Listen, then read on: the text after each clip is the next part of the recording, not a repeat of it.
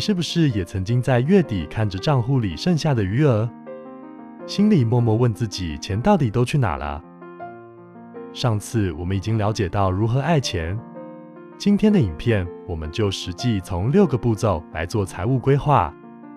无论你是刚出社会的新鲜人，还是已经工作好几年的上班族，这里给你一套可以立即行动的财务规划方法。我们先说一下什么是财务规划。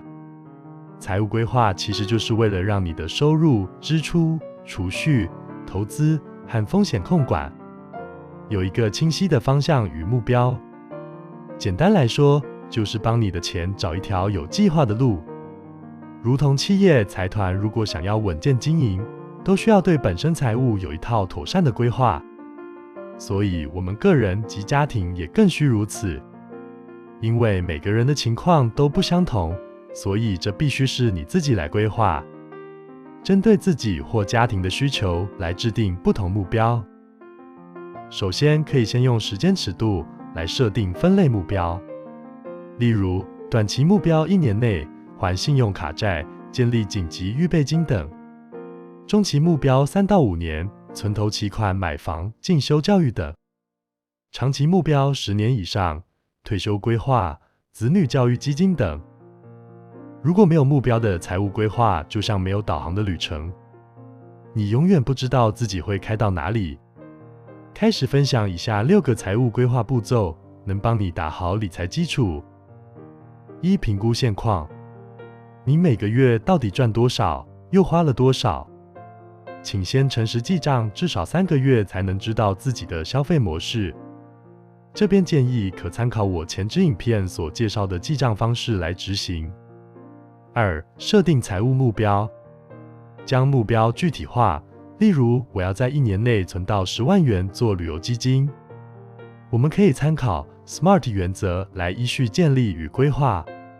SMART 原则是一个设定目标的框架，其中每个字母代表一个评估目标的准则。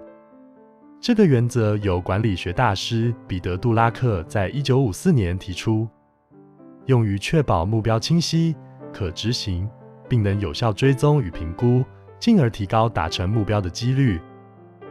Specific 明确，目标必须清晰明确，避免模糊不清的描述。例如，与其说我想提高业绩，不如说我想将本季度的网络订单数量提升 20%。Measurable 可衡量，目标需要有具体的量化标准来评估达成程度。这可以透过数字、百分比、分数或其他可以量化的指标来实现。Achievable 可达成，目标应具有一定的挑战性，但同时也是个人或家庭透过合理努力能够实现的。如果设定一个无法达成的目标，这样只会打击士气并降低执行力。Realistic 实际，设定的目标应与整体策略或个人长期规划相符，并具有实际意义。一个相关的目标会让你觉得有动机去达成，并能够实际推动整体方向。Time-bound 有时限，为目标设定明确的完成期限，可以帮助我们专注于行动，并避免拖延。明确的时间限制能促使人们及时采取行动。3、建立预算，这个部分我们可以参考50-30-20法则。这是一个由美国理财专家伊丽莎白·华伦提出的预算管理方法，建议将所得分为3部分：50%用于必要支出，30%用于非必要支出，以及20%用于储蓄与投资。此法则提供一个简单易懂的框架，帮助个人达成财务目标，特别适合理财新手入门。但是这里我个人建议将这个法则调整一下，我会把非必要支出跟储蓄与投资的顺序对调，也就是30%的预算用于储蓄与投资，20%才是用于非必要支出，所以配置框架如下：50%为必要支出，是生活所需要，例如房租、水电、交通；30%储蓄与投资，20%非必要支出，只是想要，例如娱乐、购物。这样调整可以着重于更快实现目标。如同纳瓦尔曾说过的，赚钱的目的是为了不用再为钱工作，而不是为了买更多东西。所以我们要把钱花在有价值的事物上，并审慎使用非必要支出。当然，这个比例只是参考框架，实际可以依照自己的情况来做调整。初期，只要你能够将预算分配出来，就已经是迈出成功的一大步了。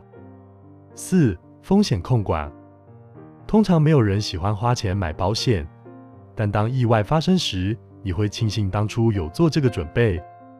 基本的保险建议以下几类：寿险、意外险、医疗险、责任险。不用买太多，以上重要的险种有买一些配置就好。尤其如果你是家庭的经济支柱，是相当有必要适当配置的。这些险种主要是用来对抗生活中的不确定性，这才能发挥保险的真正作用。用少少的钱买一份保障，宁可都不要用到，但这份支出又不会对生活造成太多负担，也是一种反脆弱思维的实际应用。下次有机会，我会再制作一期影片来说明何谓反脆弱。至于储蓄险那一类的，基本上就不用考虑，因为储蓄险通常效益不高，也很难打赢通膨，资金的流动性也比较受限。对于自身长期有在做投资的人来说，有很多其他更好的选项，而且储蓄也不是保险真正目的。5. 资产配置与投资。单靠存钱是跑不赢通膨的，投资不是赌博，而是长期资产配置。ETF 指数型基金就是一种适合新手的入门投资工具。不管是采用定期定额或定期不定额、逢低加码的方式都可以。指数型投资就是跟随市场大盘的回报，重点是要养成长期投资的习惯与良好心态，持续学习相关知识。当你对市场周期及产品属性更了解以后，也可以分配一部分资金做主动型投资，可以增加获得其他报酬的机会。这算是比较进阶的操作，往后再慢慢分享给大家。6. 持续检视与调整。人生在变，财务规划也该跟着变，每半年或1年检查一次自己的财务状况。成功财务规划靠的不只是计划，更是心态。财务规划不只是数字游戏，而是掌控人生的方式。希望今天的分享能让你更接近财务自由的目标。影片的最后，想与大家一同勉励：从今天开始行动。任何事情行动力才是成功的关键。只要没有开始行动，有再多的想法都没用。事情经常都是想着想着就没了，做着做着才会有。重点不在于猜测获得成果的大小，而是要养成实际执行的习惯。如果你喜欢今天的影片内容，欢迎订阅这个频道。未来我会持续在这里更新相关影片，让我们一起在理财的道路上走得更稳健。我们下次再见。